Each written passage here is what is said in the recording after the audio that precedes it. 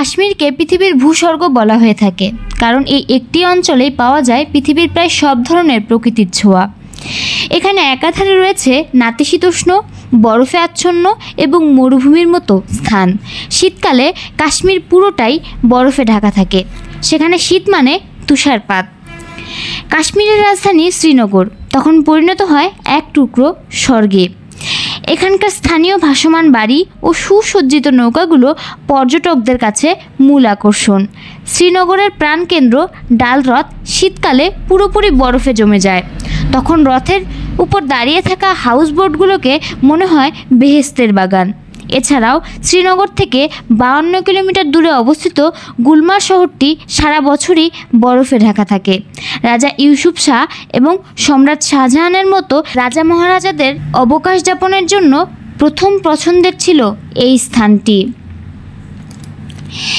April থেকে October পর্যন্ত সময়কালে পুরো কাশ্মীরের সৌন্দর্য বেড়ে যায় বহুগুণে।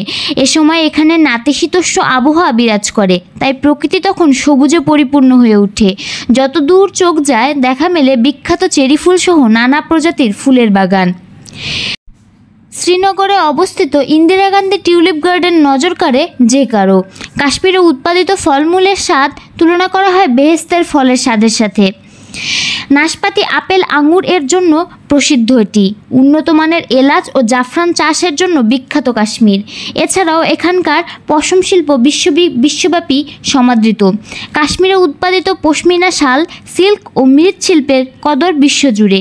সেখানকার নারীদের হস্তশিল্প সুপ্রসিদ্ধ।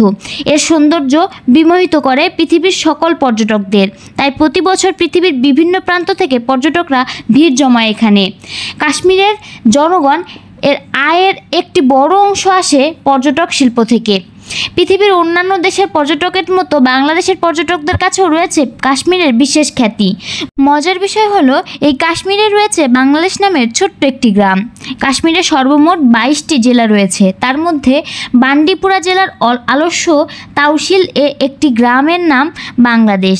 বিখ্যাত উলার নদীর তীরে ভাসমান এই গ্রামে বাইরের মানুষের আনাগোনা খুব একটা নেই বললেই চলে, কারণ গ্রামটি এখনও অনুন্নত রয়ে গেছে।